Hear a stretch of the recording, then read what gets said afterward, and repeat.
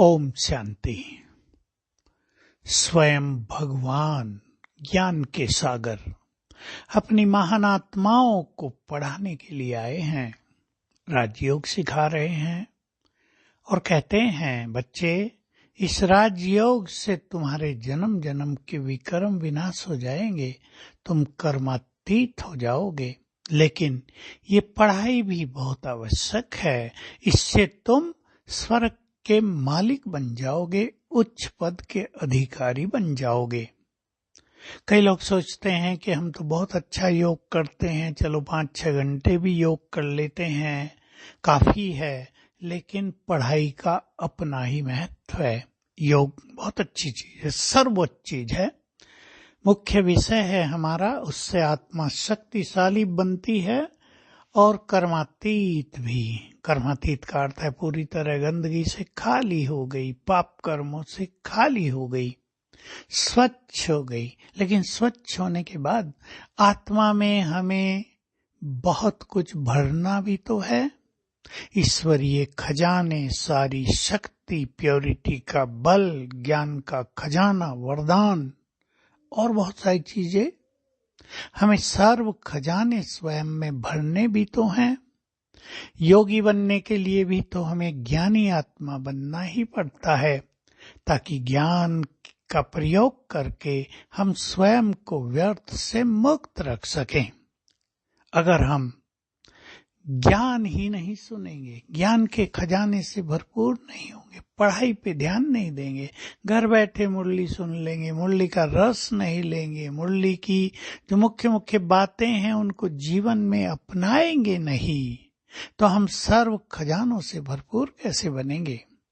हमें याद रखना है, इस ज्ञान के द्वारा ही हमारी बुद्धि दिव्य होती है, हम बहुत बुद्धिमान बनते हैं। बुद्धिमान तो आज भी लोग बहुत हैं, लेकिन सद्बुद्धि नहीं है लोगों को। दिव्य बुद्धि तो बिल्कुल नहीं है। तेज बुद्धि हो सकती है, पढ़ाई लिखाई में बहुत होशियार हो सकते हैं, चालाकी की बुद्धि हो सकती है, किसी में धूर्त बुद्धि भी होती है, धोखा देने की बुद्धि बहुत ज्यादा होती है, धन कमाने की बुद्धि बहुत ज्यादा होती है।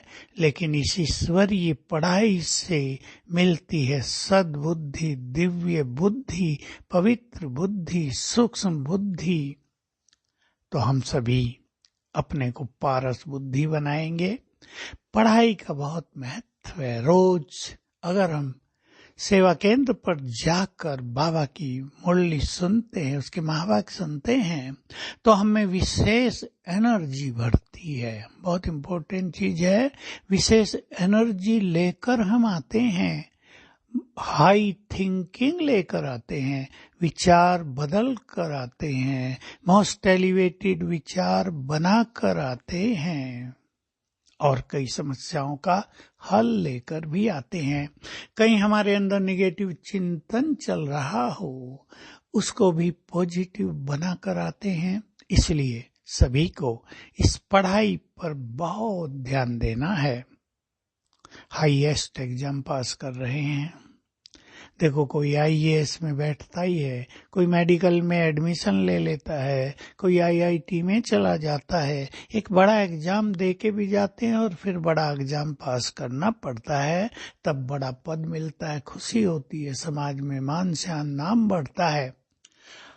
हमारी पढ़ाई, जिसको पढ़ाने वाला स्वयं भगवान, और पद हाईएस्ट ऑन हाई, विश्व महाराजन का, वो भी एक जन्म नहीं, जन्म जन्म का श्रेष्ठ भाग्य प्राप्त करने का, श्रेष्ठ पद प्राप्त करने का सुंदर अवसर। एग्जाम भी बड़ा देना पड़ेगा। एग्जाम है माया को जीतने का, भिन्न भिन्न विघ्नों को पार करने का, समस्याओं को खेल की तरह समाप्त कर देने का बड़ा एग्जाम हमारा होता है। प्रतिदिन हमारी परीक्षा होती है। जीवन ही एक बहुत सुंदर सूक्ष्म परीक्षा है। ज्ञान के बल से हम इस परीक्षा में फुल पास होते हैं, तो हम सभी ज्ञान पर बहुत ध्यान दें, ज्ञान को, ईश्वरीय महावाक्यों को महत्व दें, जिससे हमारी स्थिति महान बनती है, जिससे हम स्मृति स्वरूप बनते हैं, और तब योग का भी परम सुख प्राप्त हमें होता है। याद रखना है, चारों ही सब्जेक्ट में हमें फुल होना है, आगे बढ़ना है। ओम शांति।